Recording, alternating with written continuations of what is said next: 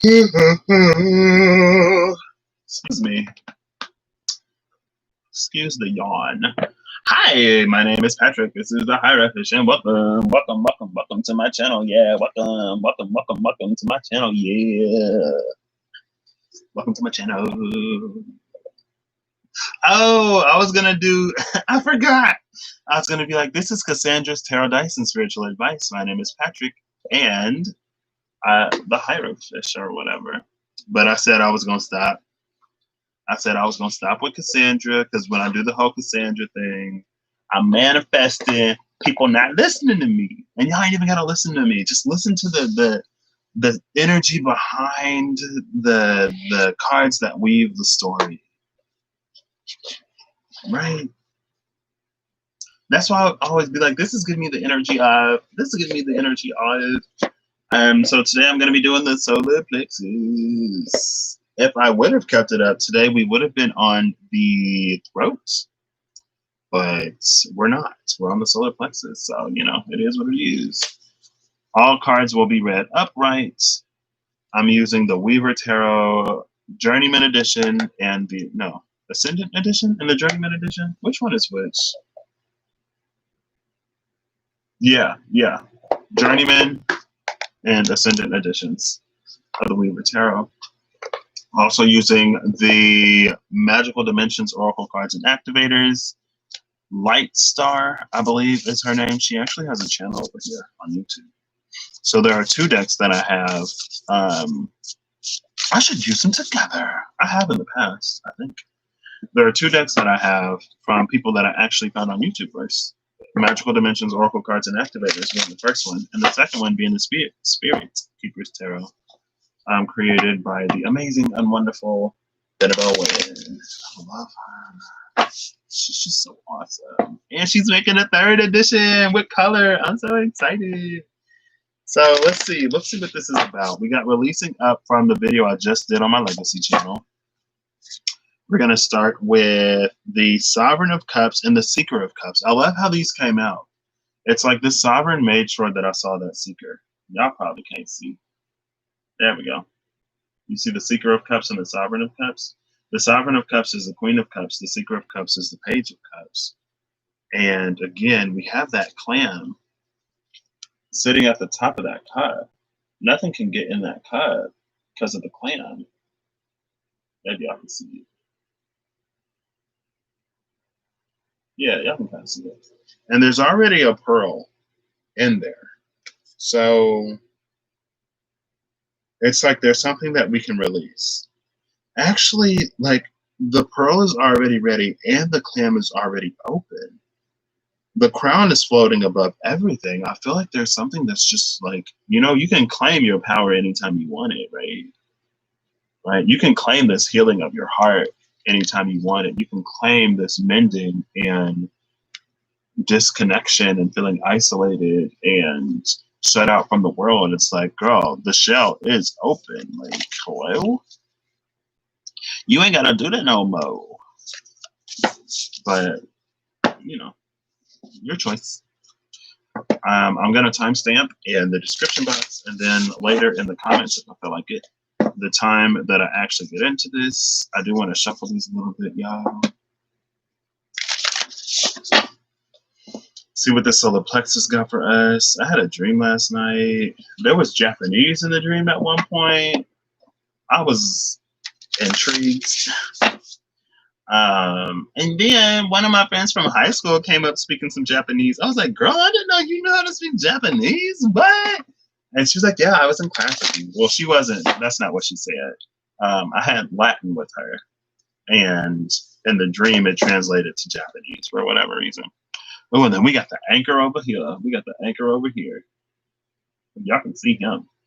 That's the Emperor energy. The anchor and the Queen of Cups, which is interesting. With the anchor, we do have two swords crossed. And I feel like with this anchor, behind the anchor is the 8 of coins. I feel like with this anchor, it's about sort of standing your ground. It's about knowing the things that you can budge on and knowing the things that you can't budge on and not being afraid to hold it down. Right? It's like, I don't care if you call me stubborn. I don't care if you don't see it my way. You don't have to live in my empire. You can go out into the wilderness and you can face that beast, right? You do it your way, and then there's the throat portal. No, that's the third eye. The third eye with contemplation. It's like, you can see it your way, I'll see it my way, and then at the end of the day, maybe we'll come to a consensus, or maybe we'll just go along our own way. I feel like this ain't that people-pleasing type of energy. Like, not everyone is going to get on with everybody. Not everyone is going to see everything the right way, and we don't have to get along. We don't have to see it the same way. I can love you and not like you as a person. And I also feel like the thing about duality and Earth is that it's almost so perfectly suited to the human condition, because as humans, we're so full of contradictions and paradoxes, and we don't there isn't a one size fits all solution to a lot of things on this planet. A lot of things, or quite a few things, are kind of sort of a case by case type of basis, case by case situation, right? And so it's like, why is there such a cry for homogeneity, to be homogeneous? Homogeneity. I don't know why I want to say homogeneity. Why is there such a call for this homogeneity? Homogeneous.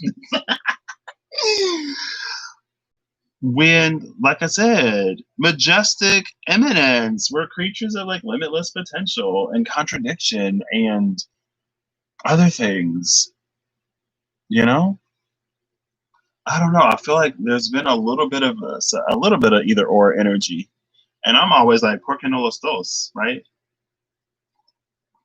Especially if we ain't causing trouble. This is number 27. It's Priestess, Divine Feminine, and Worth. Priestess, Divine Feminine, and Worth, and what came out? Emergence with the number 11. Creation, Resurrection, and Magician. So we got the High Priestess and the Magician. We got Creation, and we got Divine Feminine. We got Worth, and we got, what was that second word? Resurrection. I love that. I love this energy, y'all.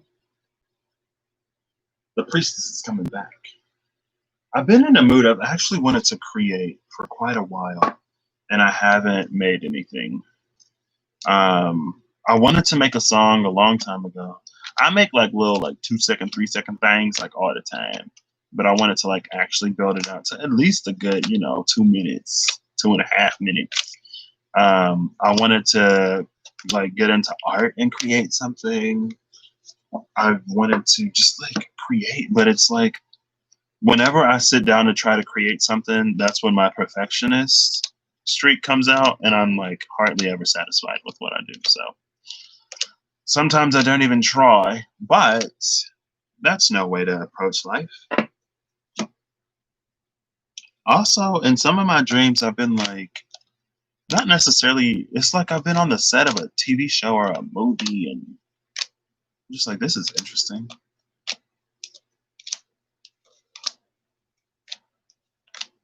And it's always in the back. I don't necessarily think I'm acting, even though I did have a stint in elementary school. I was featured in a few musicals, and it almost never failed that there would be one scene, one act where I just don't show up, and I'm supposed to be there.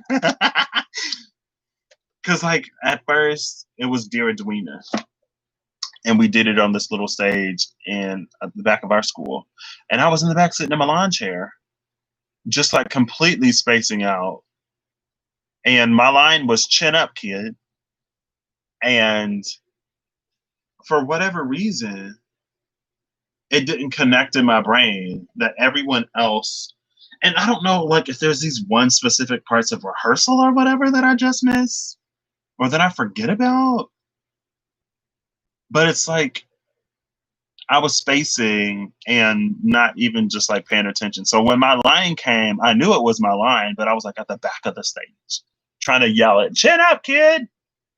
So maybe from the audience perspective, especially if they heard me, it wasn't like I wasn't necessarily missing my mark because again, like they don't know what's happening.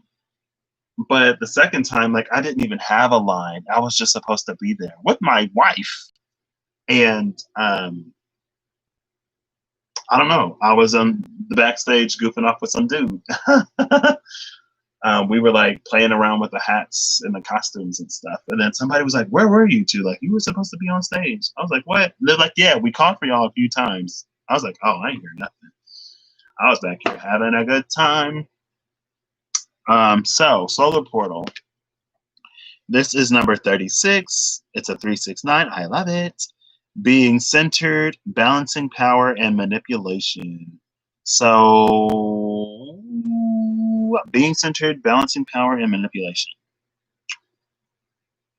I want to do court, minor, major again. Being centered could be being centered, balancing power. Balancing power could be a Two of Pentacles, but I feel like I already did a Two of Pentacles. Balancing power could also be justice. And since it could be justice, it could be the Queen of Swords. Manipulation, I really want to do like a magician in reverse, honestly. I've never done one in reverse before, though. I mean, there's a first time for everything, and this deck has been begging to have reversals. Oh, this is interesting. Okay, so being centered, balancing power, and manipulation. I might actually go Seven of Cups for manipulation. Because it's like, you know, there's so many options, so many choices. I mean, the manipulation, that's just straight up devil energy, double upright. So okay, let's see. Maybe we'll go double upright. My voice is going out if you can't tell, but we're gonna wait for her to clear herself unless I clear it. So for manipulation, we're going with the devil. For being centered and balancing power, the power to bring something into balance. Maybe the Six of Coins, actually.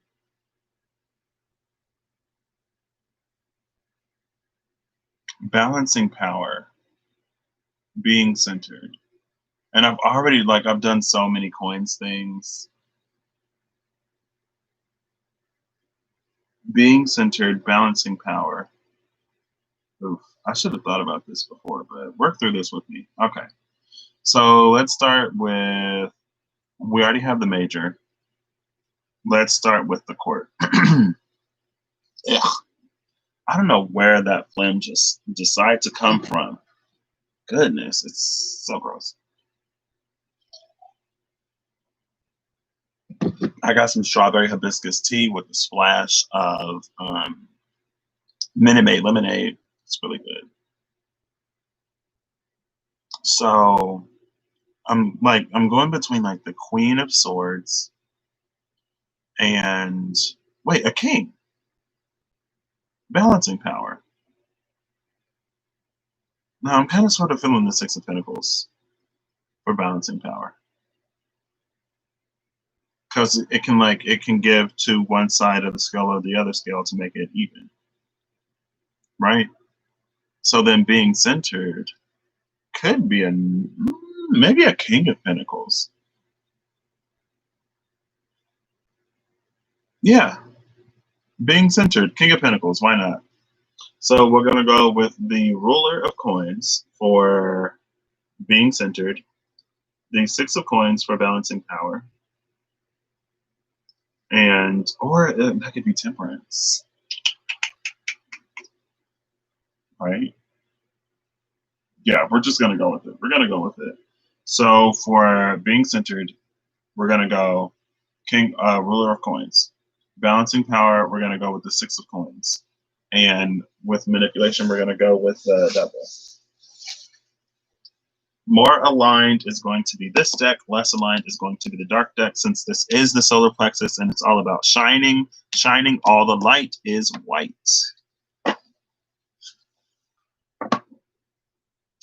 So Looking for that ruler of coins. Now they're like bells ringing. It's like ding dong. That's right. Or maybe not. I'm listening to my peaceful meditations playlist. Do y'all want to listen with me?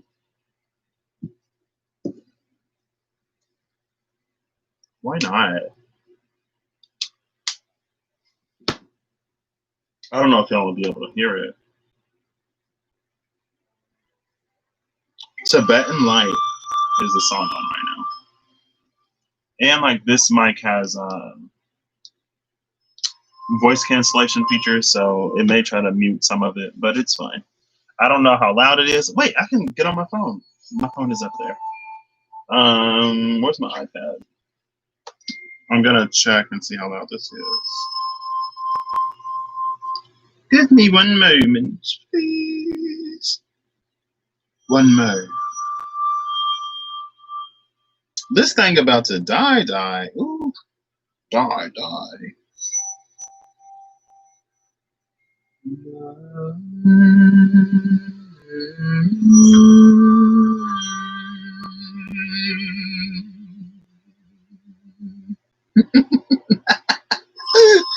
I don't know why that made me laugh. All right, let's see. She's buffering. Why is she buffering?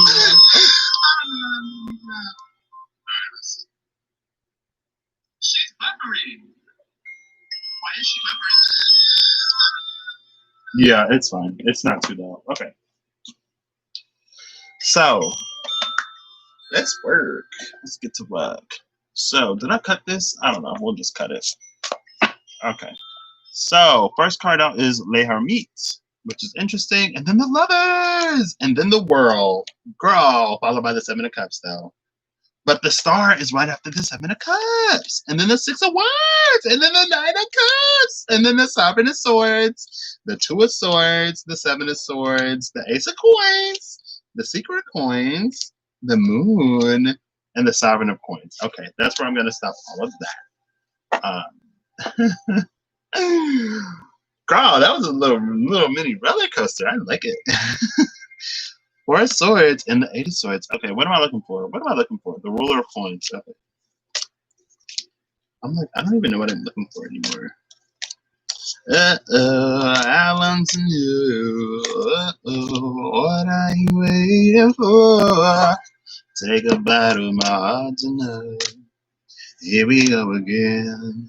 The Hierophant and the Fool came out together. The High Sage with the Ruler of Cups. And then the Conqueror of Cups. The Ruler and the Conqueror of Cups together. The Devil into the Six of Coins. I'm going to be looking for both of y'all. Y'all came out together. Girl, together, everyone. Sorry. Let me calm down. Let me chill a little bit. Let me calm it down. Whoa, yeah.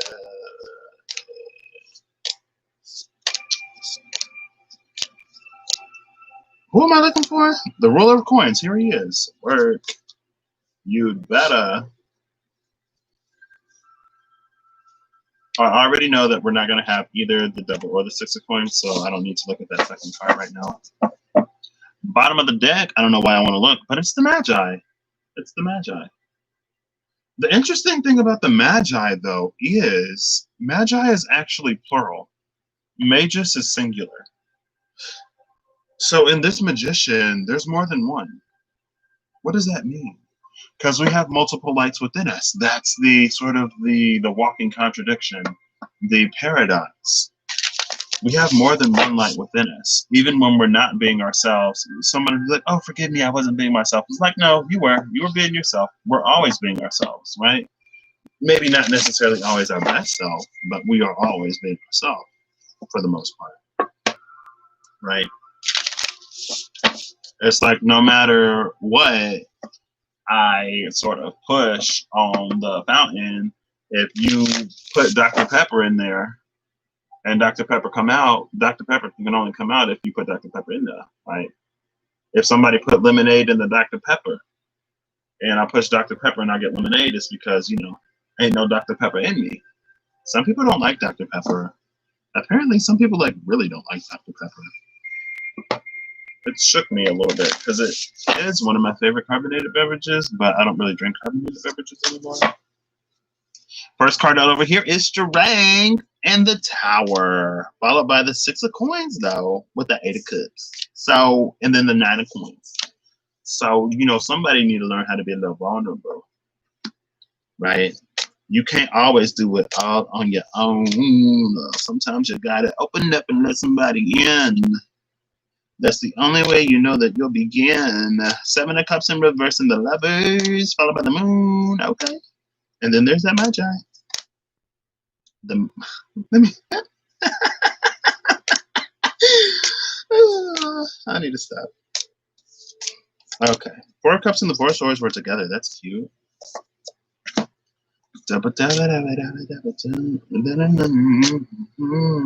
What's that song?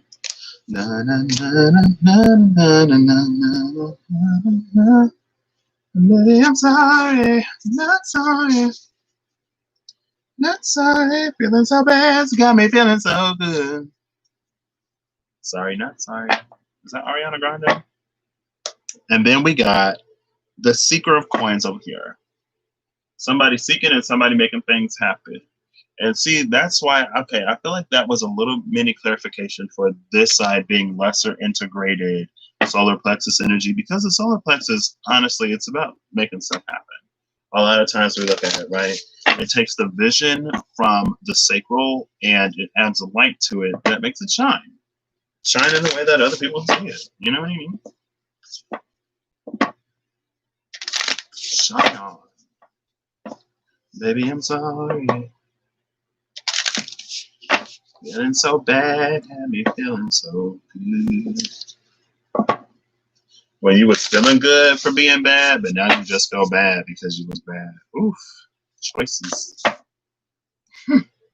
Next, we're starting with the Seeker of Cups, and we're looking for the 6 of coins. Seeker of Cups into the 9 of wands, into the 9 of swords, into the Tower. So, you know, calm that down real quick, didn't it?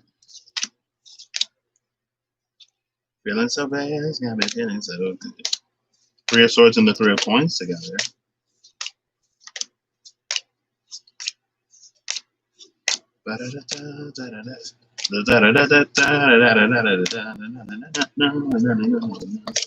I'm playing the peaceful meditation so that, you know, I can calm down and so that you can hear that. I am so sorry for being so rude. We got the 7 of swords and the 7 of cups together, followed by the World. And then the 6 of coins right after that. Oh, girl. So we're pulling double because I caught it. How are we going to do this?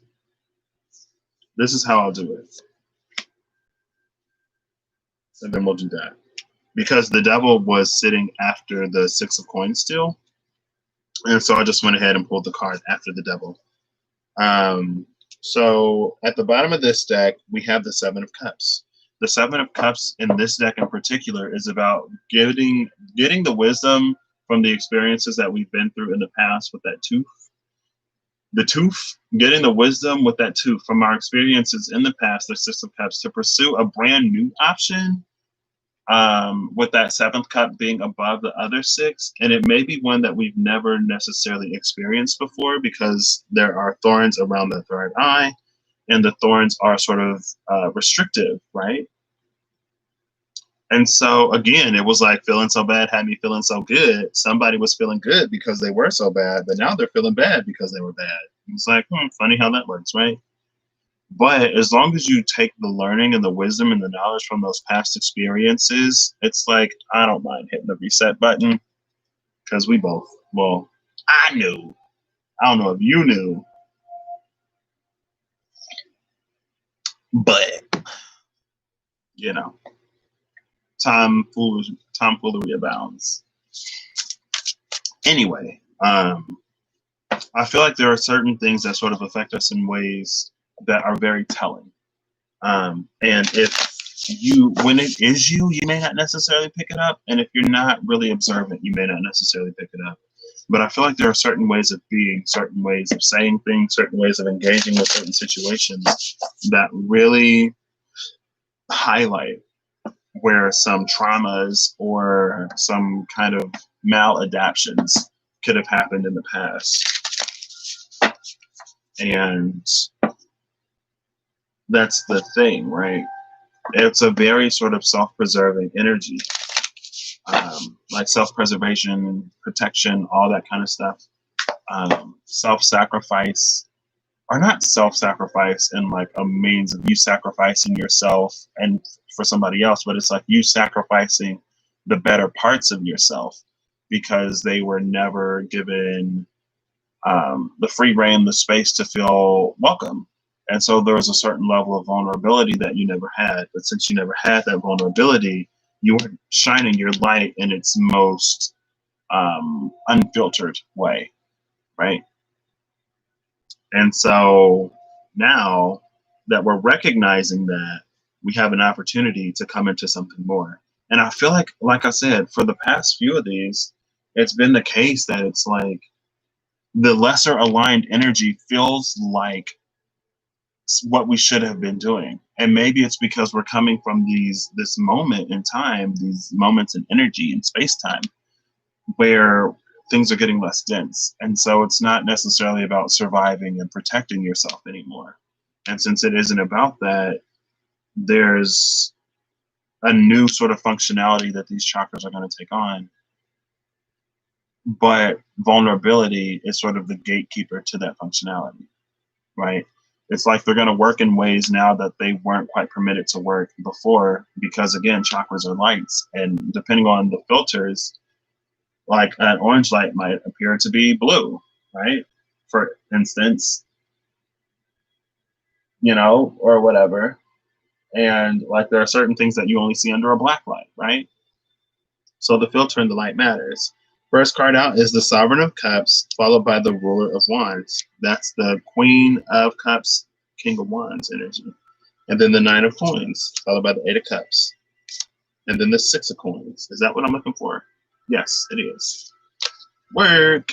That was quick. Oh my gosh. So we just saw the seven. Ooh. We just saw the Seven of Coins. The Seven of Cups. Here's the Eight of Cups. With the Eight of Cups, again, we see this third eye, but now instead of the thorns being around it, we have like this halo of light, which I love. If y'all can see it. There we go. We have the halo of light. There we go. Around that third eye up there. There we go. The halo of light around the third eye, because again, it's like you've seen through all of the things that kept you from seeing in the past. And now, in order to fully accept this cup, there are things that you have to walk away from. And you know that. Bottom of the deck is the Nine of Coins. Like I said, it's like that untouchable space. Girl, as many times as I've been doing this, ain't no cards ever just flew out like that. They want to be mentioned. I'm sorry for being weird. Death and the Hierophant. That's a complete change in foundation and structure and what we build towards and what commitment looks like. And again, all of that happens because of the vulnerability that's needed. And I feel like with the Hierophant, it's also the stories that we tell ourselves of who we are, how we are, and how others treat us and what we're deserving of. And as long as you continue to hold on to those filters, you're never going to come into the trueness of who you are. And your light will never shine in its authentic light. And it's never going to attract to you to the point where it's like it could attract to you the things that you actually want. But again, if you're not going to accept it, you're not going to accept it. And that's one of the reasons why, in order to love others, we need to love ourselves first. Because a lot of times when we don't love ourselves, we don't allow ourselves to accept love fully. And not good love. We allow ourselves to accept like toxic, like substitutes, right? Synthetic or otherwise. It's like, I don't know. Let me stop. Okay. So at the bottom of the deck is the Ten of Wands, followed by that Death card, followed by the Six of Coins. Interesting. And then the Magi is coming out after that 6 of coins. And again, another thing that we kind of sort of notice, or that I notice sometimes, is that this energy will trail this energy. Like the lesser aligned will trail the more aligned. Or it may come up similar, but again, it's like the motivation behind it, the intention behind it is different. The path is different. And so even though the action may look the same, when it's motivated by something different, you get more of whatever motivated it.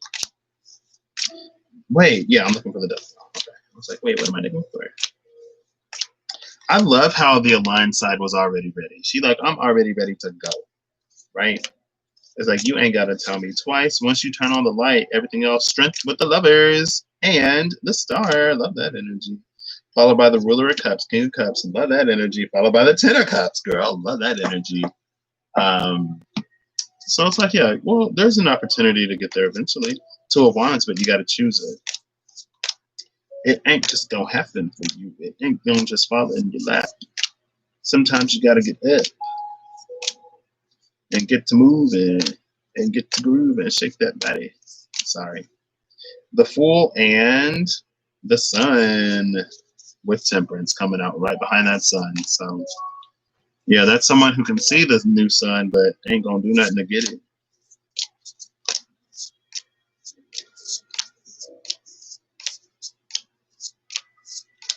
But it's fine. Where is this card? The Chariot into the Wheel of Fortune into the Ace of Wands. Love that. The Pillar, the Hermit, the Devil. Oh, he's actually in reverse. Ooh, girl. So we got the Hermit upright. Well, first we have what? The Pillar? Yeah, first is the Pillar, which is Empress energy. Then we got this Hermit, right? Also, see the star featured there. Let's see. For my camera. See if I can get it. There we go. You see the star featured there at the top of this Pillar card? It's in reverse. Now we have the star inside. I don't know if y'all can see it, but there's a star inside. There it is. The star inside the lamp of the Hermit. So it's like it's gone dark, but it's retreated to fix itself. And the Devil card is in reverse. So that's interesting. This is the only card that was in reverse also. And, oh, it's coming out with the 4 of Wands. I thought, oh, that's a card back. Mystery. And then after the 4 of Wands is that World card. So, I mean, this is a little bit of a sneak preview because we didn't even get that far. But you can see that the Laurels in the World card are in the same formation as these 4 Wands. And again, we had Death and the Hermit, or Death and the Hierophant that came out. Let's see if I can get them to show up. There we go. You can see that in the 4 of Wands, the 4 of Wands are sort of shaped in the same formation as the Laurels around the 3rd eye in that World card. So, boom, bada bang, bada boom. Bada bang, bang, bada boom, boom. Wanna get you in my room. Hey, sorry.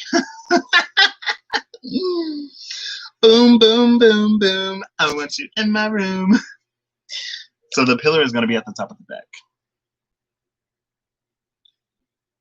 And then, okay, so we have the same sort of rose shape that both of the snakes were looking for with that Death card. And we see that there's these cycles of moons around it. And again, it's like in this lesser integrated energy, you can't always be fully who you are. And that's another thing about sort of having things within the self that we need to work on that challenges the story of maybe how we've been treated, how we think we deserve to be treated, and what we accept. Is like we have these moments. It's like a star, right? The difference between the sun and the star is the star flickers and the sun does not. If it don't twinkle at night, it's a satellite. Ooh, I like that. If it don't twinkle at night, it's a satellite. Otherwise, it's a star. That's how you can tell the difference between a star and a satellite. Stars twinkle, right? Twinkle, twinkle, little star. Satellites don't. Satellites just reflect sunlight. And so again, like we see the star. I already put her down. We see the star up here, So I feel like there has been this hermit phase. And again, it's like this energy often, more often than not, trails this energy. Like lesser aligned more often than not trails more aligned. And at the bottom of the deck is the star at the top of this Empress energy. Okay. So yeah, that's the twinkle. Because it's like with the moon cycles, it's like sometimes it's full. And when it's full, we get the star, right? But when it's dark, we don't get anything. And so it's like that's the twinkling of the star. It's like sometimes you are your full self, sometimes you're you, sometimes you're not you. Um, but again, this is the solar plexus, so it's the opportunity to come into this solar energy instead of twinkling, right? I said if it don't twinkle at night, it's a satellite. Yeah, because if it don't twinkle in the daytime, it's the sun. Hello, because I was like, well, the sun doesn't twinkle anyway, even though the sun is a star. Back to it. So wait, if we see starlight because the star has died, then wouldn't that mean that our sun is already dead? Or is it dying?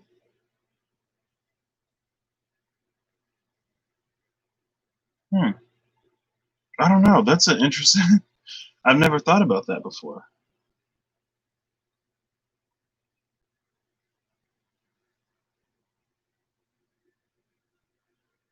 I don't know. Anyway, so back to this. So yeah, I feel like there's a certain amount of realization that's kind of sort of been had over here, but with this hermit, it's like it's not letting that star shine. And this is lesser line. So let me get this time step in here real quick. Let me type it in the comments so I don't forget. I'm gonna say we're starting at 37 minutes, and she is far deep into the video. So give me like 2 seconds to readjust. So hi, welcome to the Hira Fish. My name is Patrick, also Cassandra from yeah. See, I can't even say it. That's why I need to stop.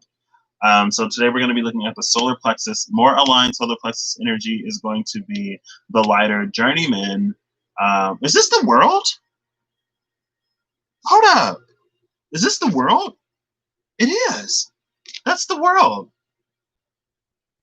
Huh. Huh. Interesting. Okay. Anyway, like I said, it trails. If you're joining me here, welcome. Hi. I hope you're doing well today. How are you? If you're not doing well, I hope you do better.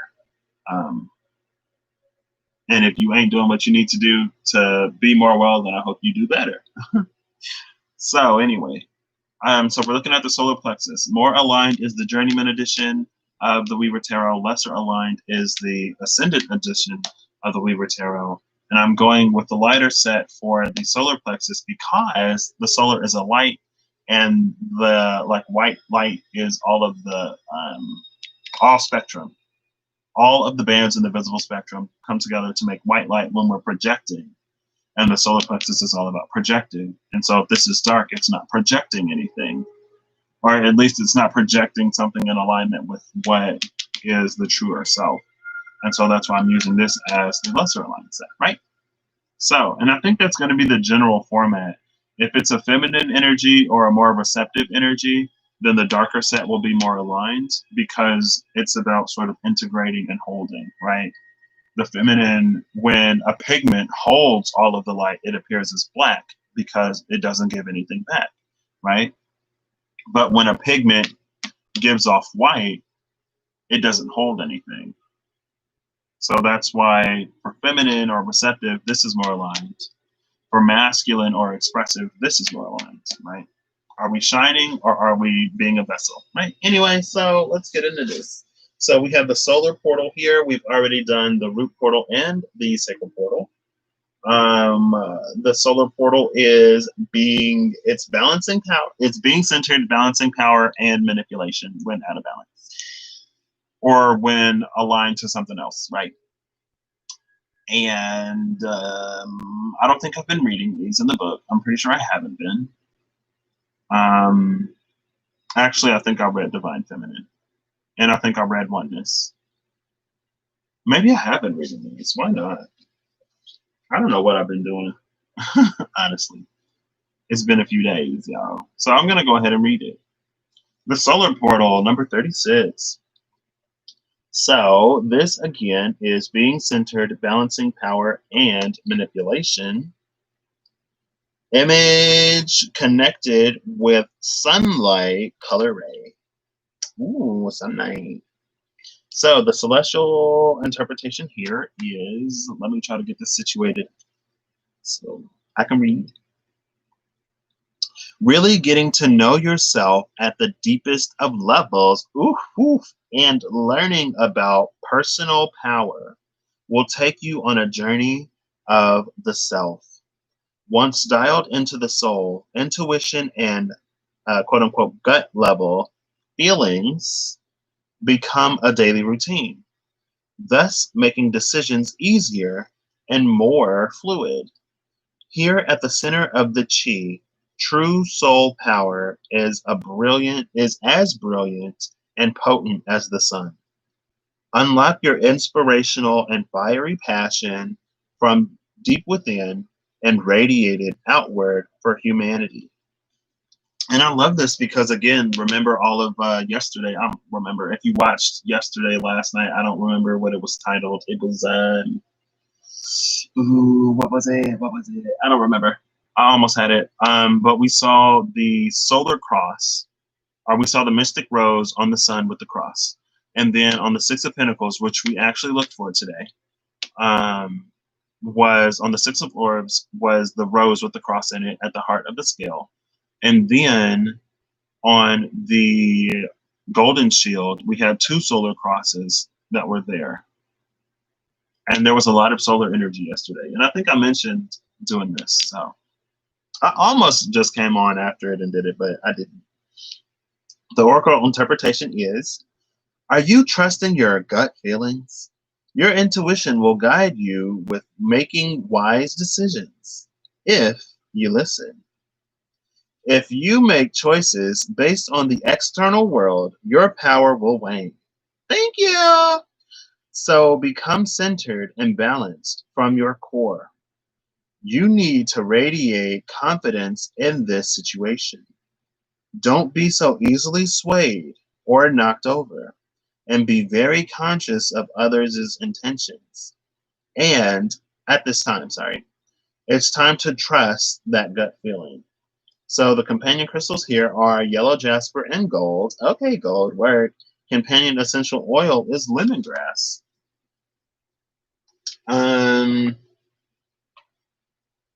Yeah, so all of that. Be careful of the intentions of others, align with yourself, trust your gut feeling. But again, we're going to get into hopefully what a more balanced solar plexus is, and what a more, I don't want to say evolves, excuse me, what a balanced solar plexus going into the energy or being in the energy that we're in will look like, and then what a balanced solar plexus in the old energy looked like, which is currently unbalanced because it's old, right? And the only reason why I differentiate is because sometimes our gut feeling is a little more primal. And it's not necessarily bad, but it's, yeah, I don't want to say that. But it's like the intuition is more linked with the spirit, and the gut is more linked with the innate within the body. The body's natural condition to adapt and survive at all costs, right? And so it's like sometimes what surviving looks like in a situation is different than what thriving looks like in a situation. And an aligned solar plexus will get you to thrive rather than just survive, right? And that's why we get into the manipulation when it comes to the unbalance, because again, that's survival mode. That's making adjustments to things as they are in order to sort of make do, in order to make do. And so when you're thriving, it's about just kind of sort of being you and the authenticity of who you are, you know? Anyway, so let's get into this. So for being centered, I looked at the ruler of coins, the king of coins, because, you know, I feel like being centered, we think of trees, and he's an earthy energy, and he's fixed earth, which is the most earth. And then for balancing power, I look at the Six of Coins, the Six of Pentacles, the Six of Orbs, because it has the ability to give to one or to give to the other and to bring it into balance. It also involves an amount of giving and receiving, which keeps us in balance, right? If you give away an apple, when I give you an apple, you'll have a net sum, a net gain of 0 apples, because when I gave you one, you gave it away. And it keeps things at this at the space of equilibrium. Well, I don't know if I've ever felt the Six of Pentacles as equilibrium, but hey, add that to the roster. The Six of Pentacles for me, also as a reader, could be equilibrium. Shout out to Water Baby Tarot, apparently. And then going into the manipulation, I pulled the Devil card. Now, what's interesting, again, is a lot of times it seems like with the lesser aligned energy, it feels like things that we should be doing, feels like things that we were told to do, maybe things that worked in an older energy at an older time. Right? If you want to succeed, this is what you got to do. I'm starting to salivate a lot. I know that's kind of sort of TMI, but I was about to reach for one of those icebreakers, and I'm like, I'm already salivating a lot, and I'm talking a lot, so it would be in my mouth.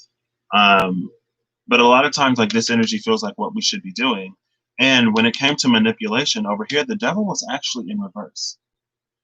So with the devil in reverse for manipulation, I feel like, again, this energy sort of lags behind this energy sometimes. The lesser aligned energy will lag behind the more aligned energy sometimes. And after the Four of Wands that came after the Devil card was the World card. And that's why I was like, wow, the World is right here. But that came out down here after the Devil. And I think it was close-ish to the bottom. So let me see if I can show ya. Hey, girl. What is up with my brain today? I already got music playing, brain. We don't need the extra. Okay, maybe I won't find it, but that's fine. Actually, is it up here? No, wherever that Devil card is. Because I put the Devil back where it was. I thought it was fairly close to the bottom of the deck. The Hangman and the Anchor, yeah, I saw them. Ruler of Swords. Anyway, the World was after the World was sitting outside the window of this energy, and then we have it up here. Another thing is, I feel like with manipulation being in reverse, I feel like it may at this point, and again, we haven't necessarily gotten down there, but the Devil was in reverse. At this point, it may be the case that we're not necessarily sort of like, and again, when it came to like, you know, be wary of the intentions of others. I don't think it's necessarily, I think it is, but the primary focus right now should not necessarily be the intentions of others. It should be the intentions of us and the space that those intentions come from, right? Because that's another thing. If we're still shining out this light with old filters, it's going to change the output, right? It's going to change how it's received. If I put a blue screen or a piece of blue parafilm or whatever, blue plastic in front of a white light, it's going to shine through what's blue, right? And so there are certain things that we need to let go of. And the Devil energy in reverse it's a time of leveling up. But it's like after you level up, it's like you need to equip the new gear if it's a video game, like an RPG. Like when you level up, you get new skills, you get new abilities, you get ability points, and you get to determine where you want to put that. Do you want to put it in your health? Do you want to put it in your strength and your magic and your stamina, right? Dexterity, charisma, uniqueness, nerve, and talent. It's like, what do you want to do with all of this that you've gained? And I feel like with this Hermit, because again, over here at the bottom of the deck, we have the pillar, which is the Empress, and the Hermit is what came out. And at the top of the Empress, you can see that star, but in the Hermit's cage, it's locked up.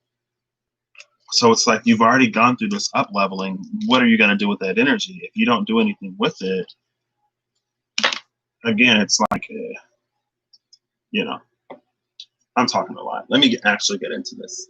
So when it comes to being centered, on the aligned side, we have the Sovereign of Wands and the Nine of Coins, which is interesting.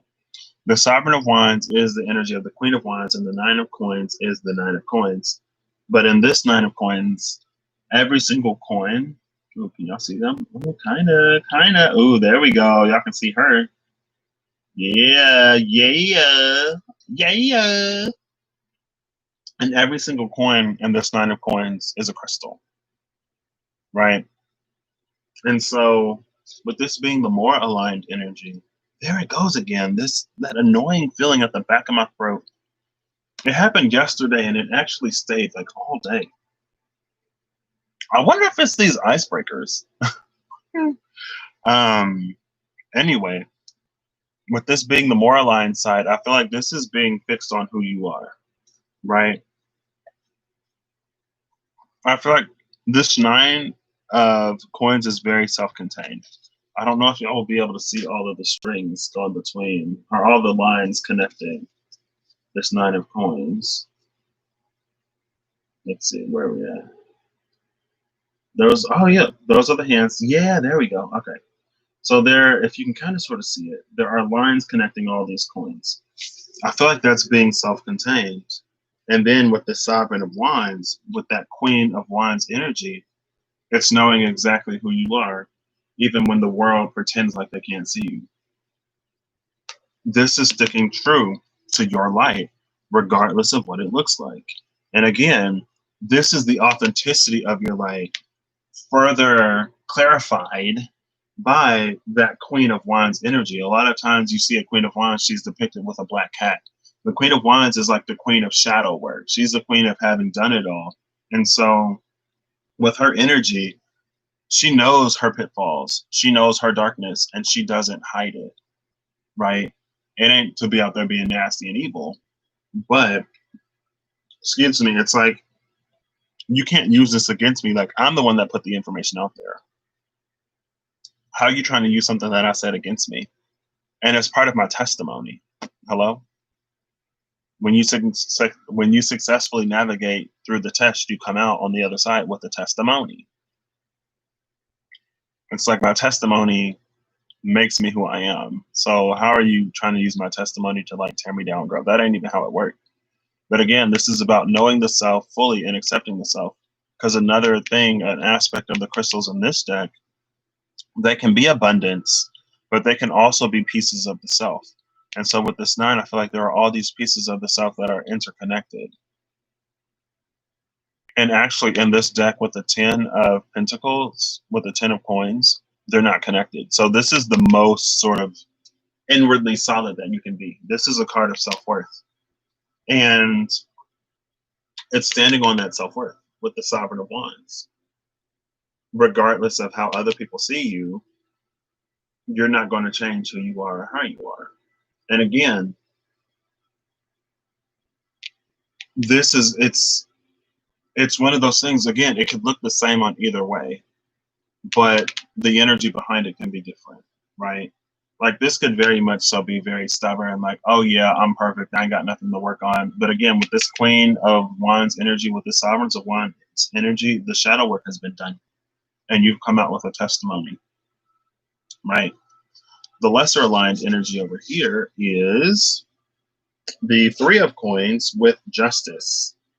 And I actually love this because, again, like I said, this is us being us regardless. And this is about being centered. So let me keep that lens in mind.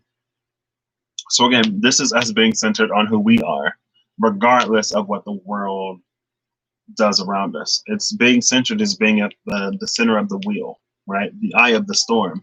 Everything outside of the center of the wheel, everything outside of the eye is subject to change and motion and chaos and whatever. But at the center, it's still. That's being centered. Your self-confidence, your vision of yourself, who you know you are, being unwavering, and the fullness and the truth of who you are, not that distorted, like heavily filtered, whatever you've become because of the things that you've been through, right? Who you actually are, when there's an alignment between the self and the soul. And over here is 3 of Pentacles and Judgment. It's like you trying to, let me see, come on, y'all. There we go. There's Judgment. Oh, girl, yes. And then there's the 3 of Pentacles. I feel like this is you trying to negotiate with your external environment, you trying to work with your external environment, you building with the materials outside of you, a you that is worthy or deserving, or just you. This is a sense of self that is completely determined by things outside of you. And that's why this is lesser aligned, right? This is that, like, oh, people have always told me that I'm smart. People have always told me that I'm gorgeous. People have told me this. They told me that. They told me this and that and such and such. And just like, who was it, Honey? Was it Honey on Flavor of Love? When she was like, y'all just mad because all my friends tell me that I look like Beyonce. And that's when New York was like, Beyonce, girl, you look like Luther Vandross. Like that whole thing, it's like we're using these things from the outside to establish our sense of self, and then we end up with this light that may not even be us.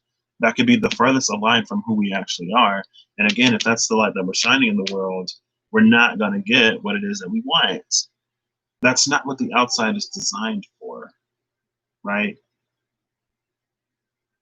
It's not necessarily, I mean, it is, but it can be used in a more effective way, right?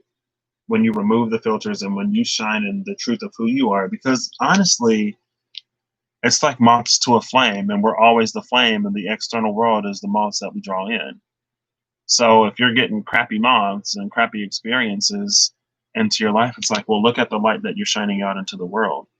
And if you do work on your light, again, and this is kind of sort of the catch-22, this is the contradiction, the paradox between them.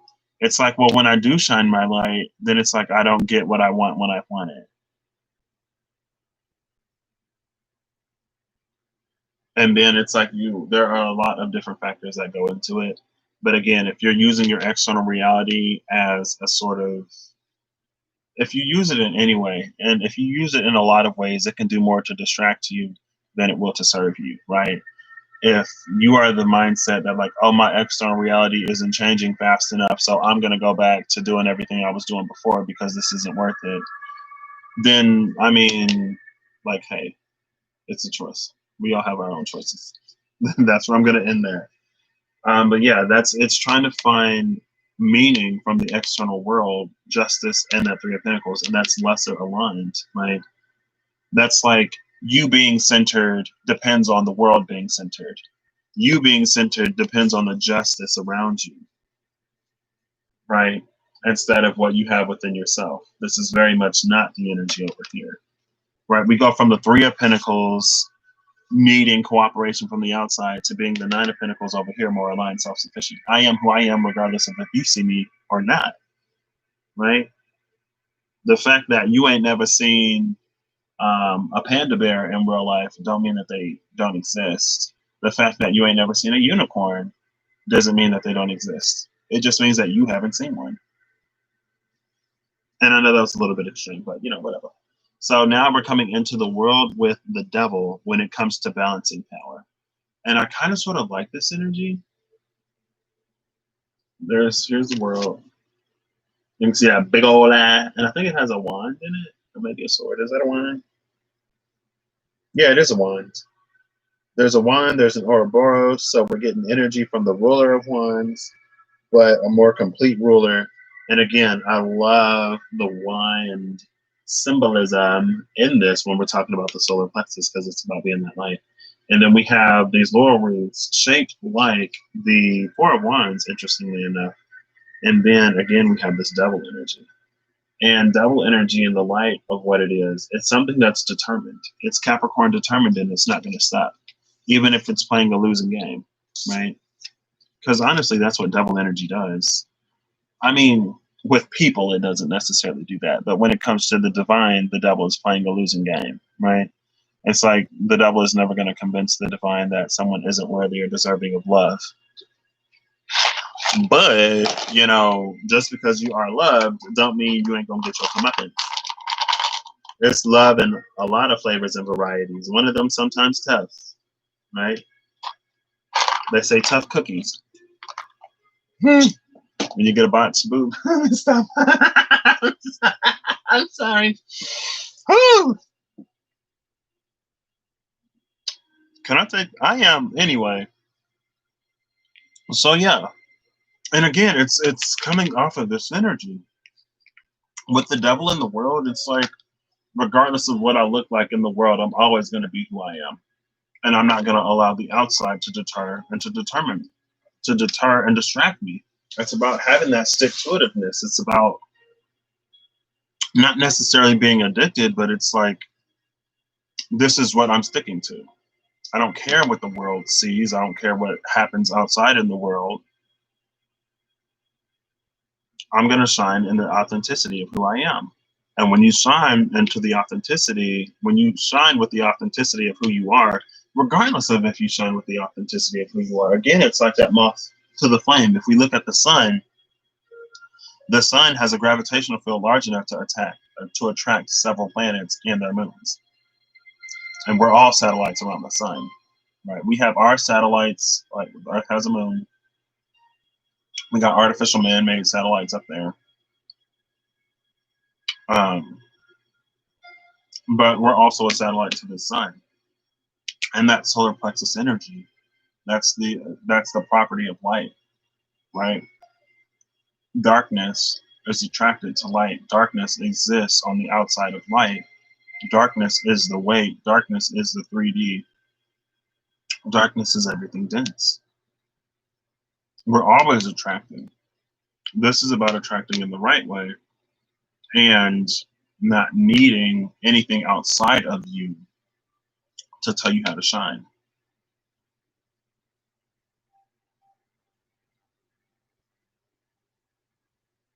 And it's almost like there's a power that we've sort of taken back from the shadow. And the power that we took back from the shadow is our shadow. Because when we have our shadow and our light, it makes us more complete within ourselves, right? It's like we don't need these external shadows to come in and to be our shadow or to be the shadow to our light, because we have our own shadow. And when our shadow can cooperate with the light, that's, again, it's when you get the truest, when you put out the trueness of who you are, when you come more into your authenticity. Just like that dream I had a while ago where things were going soft and I was getting like creepy vibes. And I was like, oh, I'm just going to step outside for some fresh air. And then I just took off, girl. I ain't going back in there.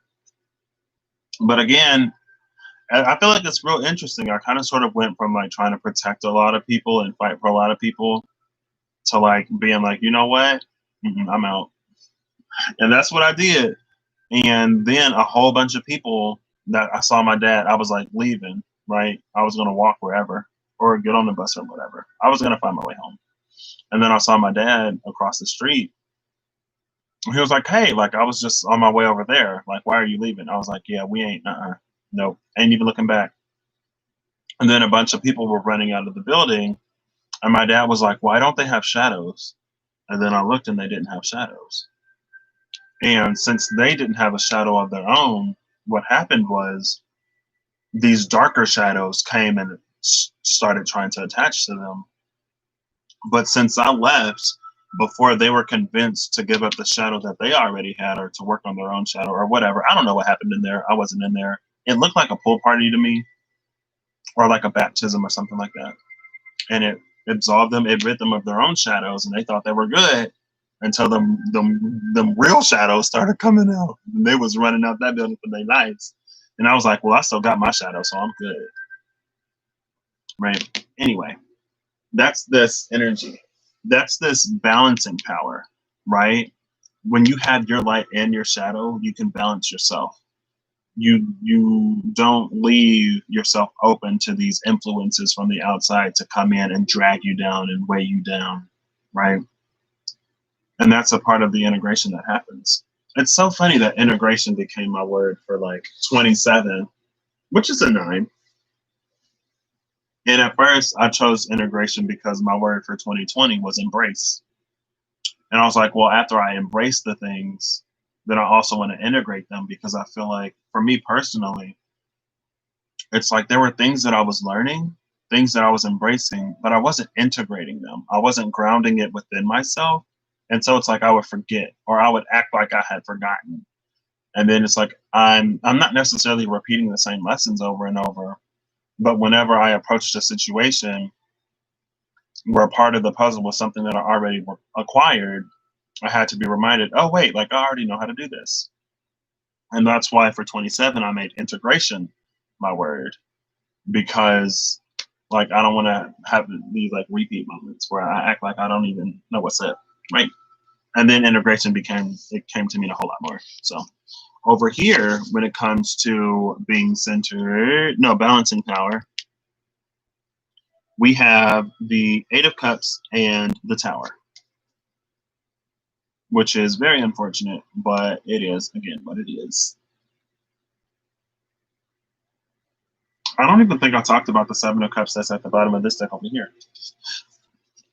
And behind the Seven of Cups is the Seven of Swords, 7-7. So over here we have the Seven of Cups, and then we see a tooth at the bottom, and then a tooth among the Six Cups. The Six of Cups is a lot of times related to the past. The tooth is wisdom, so there's wisdom that we gain from our past to get this one cup. If I can get her, there's one cup sort of above all of the others down here, and above that cup is this third eye with thorns around it. If you can see the thorns. And so it's almost like without integrating everything from the past, without gaining all that knowledge and wisdom, there will be this one option that stands far above the others that will forever be outside of the realm of what we deem as potential, right? And to be exposed to that and to go for that, it involves a certain amount of putting away the things of the past, right? It's like in the Bible, it says, when I was a child, I did childish things, but when I became a man, I put them away, or something like that. When I became a man, I put away childish things, or something like that. It's like when you mature, you have to put away the things of the past. And that's why it's interesting, though, that we have the Eight of Cups here with that eye that's fully lit. Like no longer, here we go, no longer there we go, no longer encased in thorns, but now it's like lit because it's Eight of Cups, right? And then also we have this Tower again. And the Tower in this deck, this is something that's rotten from the inside out, because we see the roots that come on the outside. We see the roots on the outside, but then we see the roots and the fractures on the inside of this Tower as well. And it's interesting that we go from the Tower to the Hermit, because they both kind of sort of share a similar feature in how they're shaped, right? You see how the lantern is shaped, and then you see how the Tower is. If I can get it back in now, there we go. The Tower and the lantern, they're kind of sort of shaped similar. In this one, we have the star that, doesn't shine. And in this one, we have some kind of toxicity. So maybe there's something that's keeping the star from shining within us. But when it comes to balancing power over here, I don't think we have any. Because again, with the Tower being rotten from the inside out, it keeps us from...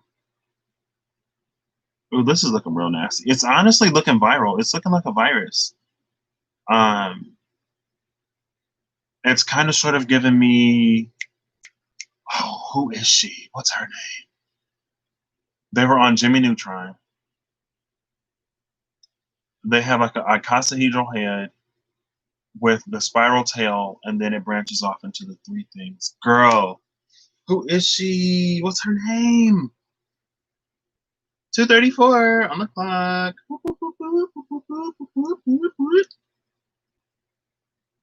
Now it's 2:35. I can't remember. She's so popular. Like anytime I think of a virus, I think of her. And it's like the shape of it, though. It has like this icosahedral head with the spiral tail, and then like these 6 little leg thingies that sort of like come off the end of it. But it's almost looking like that, right? Because it's like you can see what the walls are supposed to be, and it's like shrinking away from the wall. Maybe or maybe not. Like, anyway, that's the vibe it's giving me. And with this Eight of Cups, it's the 5 into the 3, which is an 8. And this is about balancing power. Over here, we're already balanced because we have our own shadow in check. over here, I feel like there are things. Oh, okay. All right. Ooh, this looks so nasty. The longer I look at this tower card, the more kind of grossed out I get. Um, honestly. So the key is in the eye. We're only looking towards the light. We're not taking the fullness of the situation in mind, right? You have all these cups under it, and then you have that eye up there looking up, ignoring everything that's down here. And when it comes to balancing power, and when it comes to integration, there's a certain amount of it that needs to be observed. Like, we can't ignore it, we can't bypass it. Just like the people in the dream who freely gave up their shadows, only for darker shadows to come in and attach themselves to them.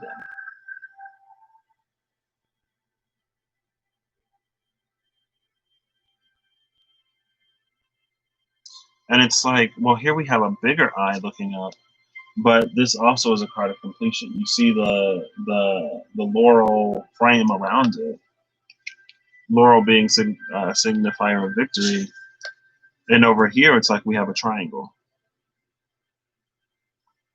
that's crowned in this. 4 is a number of stability. 3 is a number of change, right? So it's like we also have this eye sort of. It's almost like blinded by the light, though, because it refuses to look at the shadow aspect of things. And that's why you can't balance. You can't balance the light and the dark if you don't look at the dark, because then you don't know how much light you need to balance it. Right? You can be underlighting, you can be overlighting, and that's what's really throwing this off. And again, I feel like it's because you're looking for something outside of yourself. All of these cups within, we're not even looking at. Well, if she wants to make an appearance. All these cups within, we're not even looking at. There we go. We're not even looking at them. It's like, how do you know what you need to add if you don't even know what you put in there? It's like when people go to a restaurant, right? When you go somewhere and let's say it's a new place and you assume that they didn't put enough salt in whatever, so you put more salt in it, and then it may be too salty. And then you're complaining about how salty it is, but that's because you put more salt in, assuming that it wouldn't have enough in it before you even tasted it. And I actually heard, and I don't know how true it is, but I heard it from a dude, the butler. His name was Anthony something. But he said that, like, when you go on an interview and like if there's he was like, if you're on an interview and there's food involved, like, prepare to not eat, because you'll probably be talking more than anything. And I was like, what you mean prepare to not eat? Excuse me? Anyway, but he was like, one of the things that they can look at is if you actually taste your food before you add any seasonings to it, right? Because I guess that could be an indicator of, you know, whether or not I can't remember how he put it, but he said they look at it in a negative way if you season it before you even taste it, because it's like, how do you know what it tastes like? It's like you're doing extra before you even know what's required of you. And that's kind of sort of this energy, right? It's like before you've even fully looked at this, you're already looking past it. It's like, I don't see dark. For the folks who don't see color, I don't see color. Well, it's like, well, we're going to need you to see color until this is balanced, until it's equitable and fair and just for everybody, right? If we were on an even playing field, if everything was peachy keen, then you didn't see color. It's like, yeah, fine, right? But that's not the case. You not seeing color in a time where we need you to see the disparity, it's like you're not contributing anything that helps, right? It's like if I put on heavily filtered glasses that made everything, it muted everything from red to green, right? So it's either like blue, indigo, purple, or a shade of gray. And I'm asking you, like, hey, which one of these is an apple and which one of these is an orange? you're not going to be able to help me, right? Okay, if you're just looking at the colors, then you wouldn't be able to help me. If you look at the shape, then you would. The filter that we put on this is important, right? And again, I feel like because you need your environment to respond in a certain way, there are certain things that if you observed it as it was, it would affect how you view the environment, and it would affect whatever you have working on within you. And that's why this tower is here. That's why there's something growing inside of this that is just like all kinds of messed up. That's why the star down here is dark. Now, when it comes to manipulation, we have the Conqueror of Cups over here, which is that Queen of Cups energy. We have that same sort of diamond formation from the world, but now it's like it's paneled or whatever instead of being made out of laurel. We have roses, I think 6. No, we have 5 roses. We have a glass, and then we got the wings. Oh, this is the Knight of Cups. The Conqueror of Cups is the Knight of Cups. Wings are swift movement, young energy, and innocence. Roses are love, and then there's an element of completion. Again, I feel like this puts us in a space to accept all of what we're asking for because we're shining in a way that resonates to it. You can barely see it. Oh, there we go.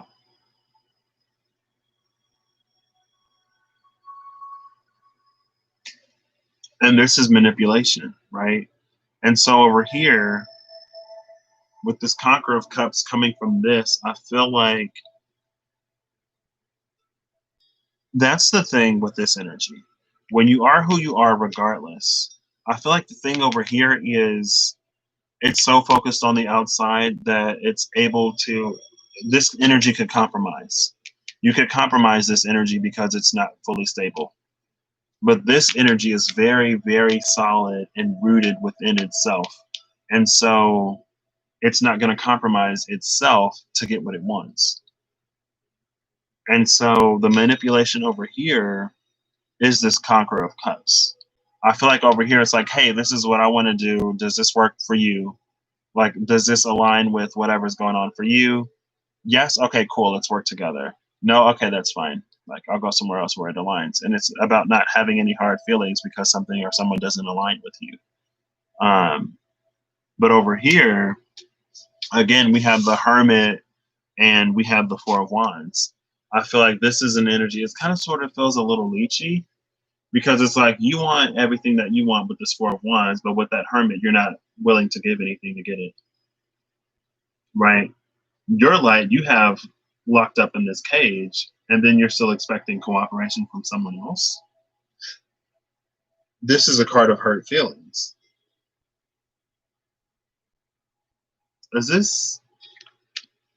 We got Cups, the Tower, Justice, Earth, and then we have Wands down here. We start with Wands up here with that Conqueror, no, the Sovereign of Wands.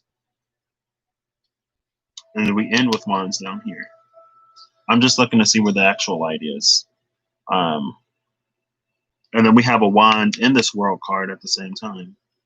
And then we have this Knight of Cups when it comes to manipulation, which is about ensuring, Knight of Cups aligned is about ensuring a sort of reciprocity, that it works out for both parties and not just one benefits.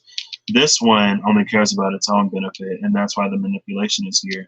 And it's, again, it's interesting that the Devil came out in reverse because I don't think this energy thinks that it's doing this, but it is. It's like how you not even showing up. It's like you showing up to the potluck, not even bringing nothing but expecting to eat everything. Right? You showing up to the Secret Santa empty-handed but expecting a present. Now, I don't participate in potlucks and Secret Santas, especially with, like, I guess maybe it's the Taurus in my chart where my money is important to me. And if I'm spending money on somebody, it's because I want to, not because I have to, and it's because I like that person or I love that person. I'm not spending my money on anybody random, right? Now, when it comes to charity, yes, because that's charity. But you asking me to spend the money that I work, especially when it's related to work, It's like you asking me to spend the money that I worked for on people that I work with. Is like, I don't make money to spend money at work. Like, in my mind, that don't make sense, right? It's like you paying me and you expect me. I don't know. I just don't vibe with Secret Santas and white elephants and potlucks and stuff like that. And again, like a potluck is different. Maybe I could do a potluck. I actually do vibe with potlucks. Like I'll bring chips or drinks or cookies or something like that. But when it comes to like Secret Santa and white elephant, that's the stuff I don't do. I'm like, no. Mm-mm. It's like I'd rather give gifts to people that I actually care about. And it's not that I don't care about the people that I work with, but girl, something about it just don't sit right with me. Anyway, this ain't about me. This is about it's about this energy. But again, like if I show up with nothing, I don't expect anything. It's reciprocal for me. If I know that I'm not going to participate, I'll tell everybody I'm not participating. So don't get me anything because I'm not getting y'all anything. This is the energy that will show up empty-handed, intentionally knowing that it ain't coming with nothing, but that will still make demands, right? It's like you still want to be like the Four of Wands can be a card of marriage. It's like you want to be tied to something, but not have to give anything. Keep everything that you got to yourself. Like that's not going to work. That's what's manipulative. And again, it's like you think you're not being manipulative because that devil was in reverse. And then at the bottom of the deck, we have this sort of Empress, right? Very much so someone who's in it for themselves, who can create all kinds of and matter all of these fantastic things they can make for themselves. But when it comes to somebody else, it's like, oh yeah, no, I ain't got nothing for you. It's like, what do you mean you don't have any for me? Like we're supposed to be partners. Like we're supposed to be doing this together. Three of Pentacles, that card of partnership. We're supposed to be partners. We're supposed to be doing this together. Oh yeah, no, like you give to me, I don't give to you. Like, don't you know how this works? It's like, no, okay. But with this energy, like I'm sure there are people that you'll be able to attract that will do that for you. And since that's been your experience, since you could be this person who doesn't show up and gets everything you want, it's become an expectation for you. But now you have to work through releasing that expectation. You have to work through all of that sort of selfishness and entitlement in order to get to where you truly want to go. And again, like that's one of the reasons why it's like when we don't hold each other accountable for things, sometimes we do each other a greater disservice than we do a service. Because it's like if you don't raise a kid, they ain't gonna know how to act. Right? And then your child is somebody else's problem. Or it's like, they get a certain amount of entitlement, then you want to be upset. When it's like, girl, I literally am who you raised me to be. Why are you mad? Like, if you wanted me to be better, you should have instilled more into me. It's very much that energy. So, again, it's interesting. I mean, I guess it isn't. But it's like a lot of this centeredness, a lot of this balancing power, it comes from us being most authentically who we are. And it's been the thing for quite a minute now. If you're looking at the outside world for some kind of validation, you're doing it wrong. And if that's how you look at it, you're prime prey for that devil energy. Because the devil energy will either give you everything you're asking for to keep you distracted and off track, or it won't give you anything to keep you from pursuing fully, right? Because like if the limit of your spirituality is the tangible things that happen in your life, it's like, okay, well, and then like it's like I feel like we put a lot of power in the devil. It's like devil energy will do this and devil energy will do that. And honestly, one of the things that I learned from the Bible or from the story of Job in specific, one of the things that I feel like we don't necessarily sort of think about too often is nothing can happen without the okay from the divine. Nothing can happen without the blessing of the divine. Devil energy had to go to God before it went in and started wrecking Job's life. And the divine God agreed to it, right? And if, depending on the perspective that Job would have taken, he could have had a very, very different experience. But he chose to take the perspective that served him. And because he did that, Ice Queen was at the bottom of the deck. Oh, I love Ice Queen. Ice Queen is literally the energy of like integrating the light and the dark. It's where your soul power and your willpower sort of meet, right? And it's like knowing the dark and knowing the light while still choosing the light, right?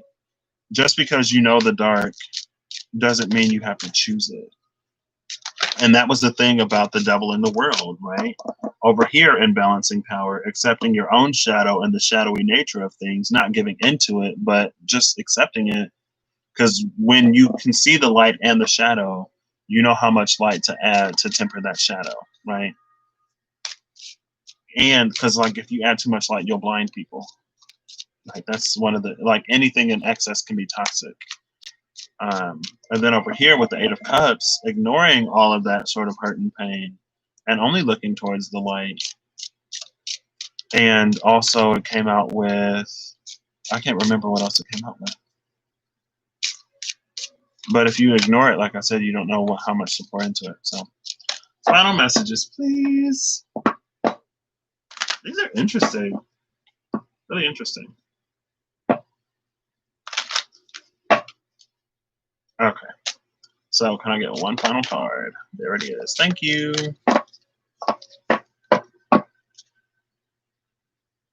Ooh, that third eye portal. Exactly. The third eye portal is vision, clairvoyance, and clarity, and confusion in reverse, and it's a 39. We had a 36-9. Now we have a 39-3. And then at the bottom of the deck is celestial assistance number 5, angelic messages, guidance, and enlightenment. So we got a 5 and a 3, the 3 and the 5. Actually, 39 plus 5 is 44. There's a 44 between the 39 and the 5. And I just saw number 44. 44, it was harmonic resolution and releasing. I think 44 is releasing. Let me check in the book to make sure.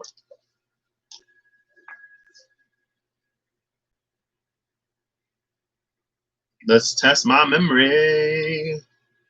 Yeah, no, girl, 44 was wisdom. 44 is wisdom. That's what the card would look like. Oh, I should have known that. So there's wisdom in the third eye and these angelic assistance. It's going to be getting us to see things in a deeper way. And wisdom is another element that involves knowing both the light and the shadow and their roles and how they interact and what they're about, right? And just because you know what it's not about indulging in it unnecessarily. Where did I put this? I think I put it back. Didn't I? Yep, I did. Why did I put that back?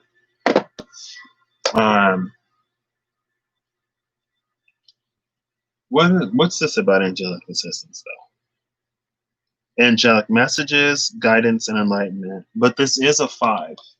And I think the 5 of this angelic assistance is what's holding a lot of people up. Because again, it's like it's asking us to do those leaps of faith. It's like fools, magicians, and towers. It's like that's the predominant energy right now, I feel. Fool, magician, tower, the star, and the moon. I don't think it's too many suns out there. As like this is indelible, like absolutely correct, 100%, no question about it. Fools, towers, hermits from people. But again, it's like it's asking us to do the things that are difficult.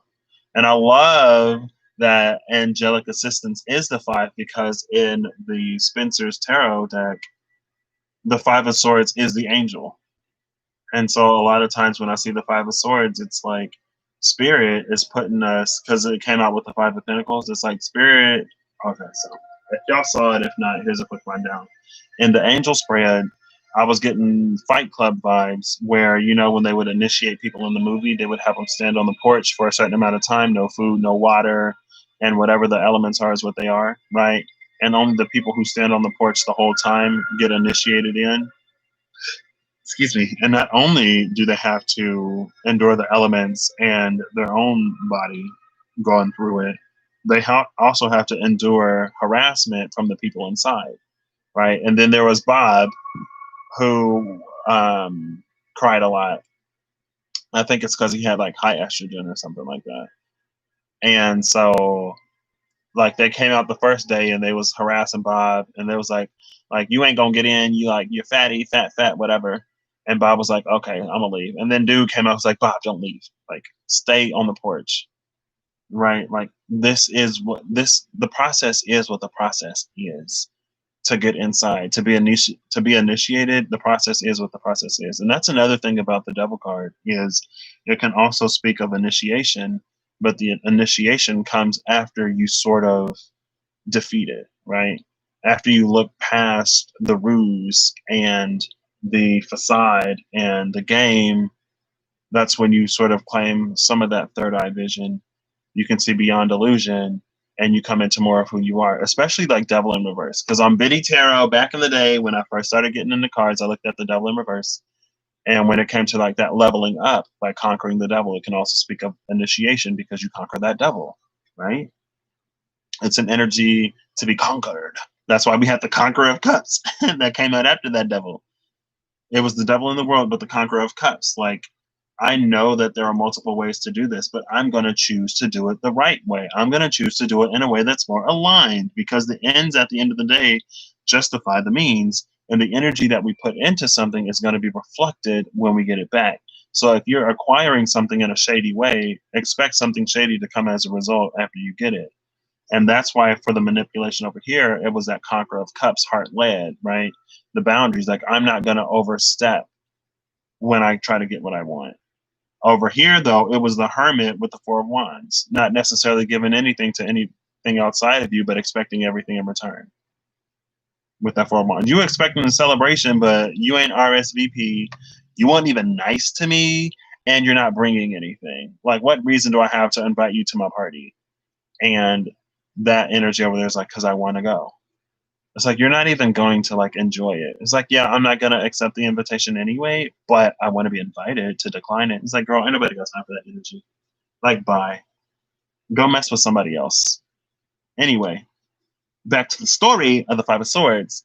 So they went out and they told Bob what was up. So Bob endured it, but Bob needed the encouragement from somebody on the inside to tell him, hey, Bob, look, the process is what the process is, girl.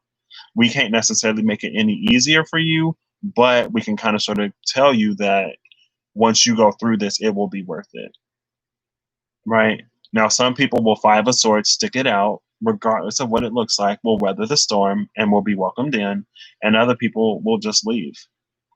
But that's why I love the five being associated with that angelic messages, because the five is a number of change, and five is only uncomfortable to folks who are sort of like, who think that they're in a good space. I don't want to say that. Five is uncomfortable to a lot of people. I'm the type of person, I like change, I like surprises, and I need a whole bunch of change in my life. So a lot of the changes I'm welcoming, open arms, gladly. Like I'm still screening it, right? But I know that a lot of things need to change right now. So who am I to fight it, girl? I want it to change too. I feel like a lot of us honestly do. We want things to change, but we don't want to go through the process of change. But anyway, that angel is about sticking tough and going through it anyway. And I feel like a lot of times when I feel like it's very easy for people to go like, this message sounds like something that I want, so it's of good. This message doesn't sound like something that I want, so it's not for me, it doesn't resonate, or it's evil. It's like, just because it challenges you doesn't mean that it's necessarily evil. And just because it doesn't give you the answer that you want doesn't mean that it's wrong. But it's about realizing when it's time to rise to the challenge. Oh, girl, this Conqueror of Coins. Why does I feel like I've seen this card so much? The Conqueror of Coins, slow and steady wins the race. And the Conqueror of Coins also knows that, like, at the end of the day, it will be worth it. Then we got the Secret. Is this the Secret of Wands? No, it's the Lovers! The Lovers at the bottom of the dirt. Okay, we got the Lovers down here. And then we got the Conqueror of Coins. Slow and steady wins the race, but you don't want to go too slow. But at the same time, you don't want to cut corners either. And I think that's the thing about this Conqueror of Coins energy. At the end of the day, it's the knight that will finish the race regardless, because it's one of the only knights, honestly, that won't give up halfway. With the Knight of Wands, as soon as that knight wants something else, as soon as his interest wanes, he's gone. With the Knight of Cups, feelings can be fickle. right? He can be upset one day and then just completely leave the whole thing and then live a life full of regret because not a life full of regret, but he may make a decision that he regrets because he is so susceptible to his feelings, right? And just because you're upset don't mean you got to do anything final. And then the Knight of Swords, kind of sort of like the Knight of Wands, but the Knight of Swords doesn't know the capital T truth. He just knows a truth and he moves with that truth. But as soon as he's challenged with information, it's like his growth is tied to his ability to be flexible. And a lot of Knight of Swords energies aren't flexible. And then they kind of sort of get stuck in these ruts because, again, at the Knight, you don't have the capital T truth, but you have a truth. And it's about exchanging truths until you get where you want to go. And now over here, we have the Eight of Pentacles, interestingly enough. The Eight of Cups, the Eight of Cups over here, where it was just bad in the other deck. And then at the bottom of this deck, we have the Wheel of Fortune. Wheel of Fortune. Love it. We got the Wheel of Fortune at the bottom of this one and the Lovers at the bottom of the other one. So I think both of these are sort of energies to keep in mind. It's like you got to know when to hold them, know when to fold them, know when to walk away, know when to run. Count your blessings and all the rest of the song. I have a friend, my Virgo friend, my best friend. She would sing that song all the time. Know when to run. I think this Eight of Cups is knowing when to run, and the Knight, like this is knowing when to fold them. This is knowing when to hold them, with the Conqueror of Coins, with the Knight of Coins energy. And we have the Lovers and the Wheel of Fortune. And again, with that angelic messages, with the angelic guidance being the number 5, it's like sometimes you got to go east to go west. When you hit a blockage, sometimes you got to go around, right? It's like if you're going west and you hit this wall, sometimes you got to do one of these and navigate under the arm. But you see, to do this, we got to go back east and then south, and then we go west and then north and then west again. So there are these like little roundabout ways. And if we are so dead set on going west that we never allow ourselves to go east or in any other direction, we're never going to get through this wall, right? Or maybe you got to go like north and then west and then south and then west, or like south and then west and then north and then west, right? Or you do got to go east, depending on, like, there may be something around here. You may hit a point where you got to go east for a little bit.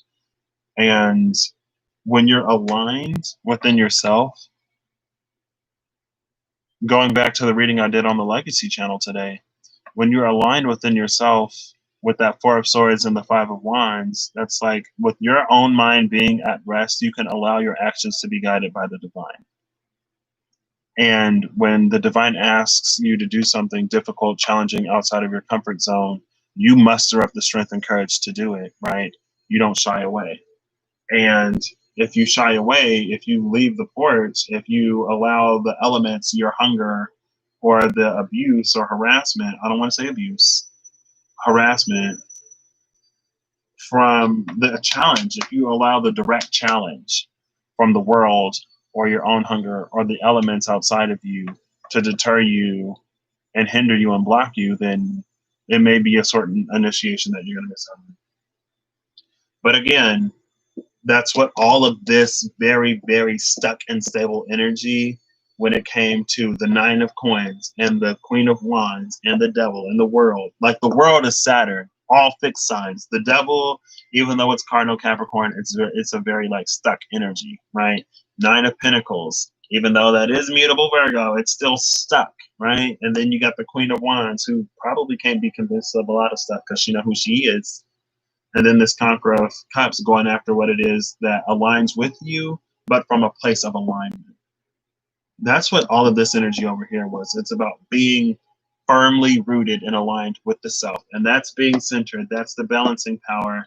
And that's how you move forward without manipulating things, right? In a more cooperative way. Okay, all right. I'm going to end this now. I'll catch y'all maybe tomorrow with the heart. Maybe we'll see. It's a little bit longer, but it is what it is. Actually, it's only an hour and 40. That ain't bad. See you later. Bye. Have a good whatever whenever you see this.